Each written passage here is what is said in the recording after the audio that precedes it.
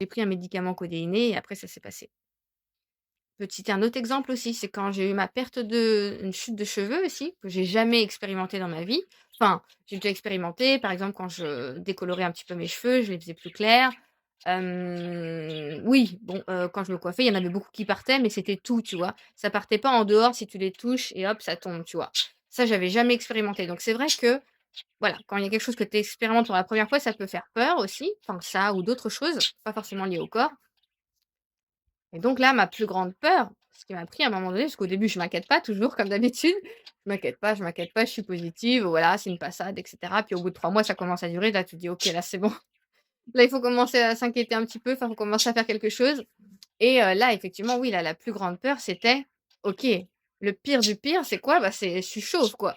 Bon, et voilà, et donc voilà, là, je veux surtout pas, la panique, la tristesse, ça en fait, c'est ça au fond, hein. Hem et un coup que j'ai passé cette vague de m'autoriser à vivre cette tristesse, vraiment et ben, après tu te dis: «Bah, écoute, bah, ouais, bah, au pire, qu'est-ce que je te dis? Au pire, si ça arrive, ça arrive. Qu'est-ce que tu veux que je fasse?»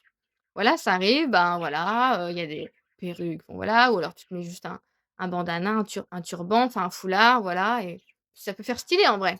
Mais je le pense vraiment quand je dis ça.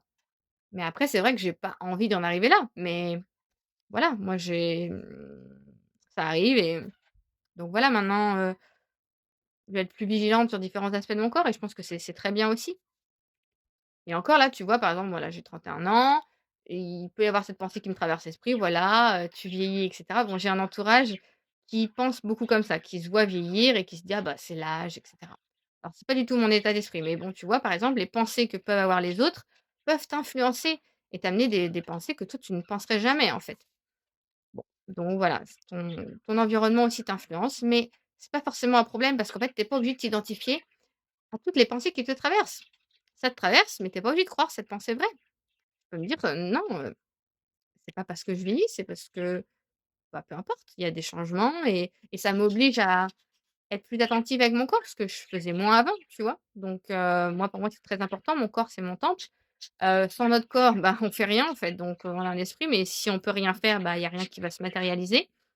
Donc autant le chouchouter, quoi. Tu vois? Comment tu peux reformuler un petit peu les choses?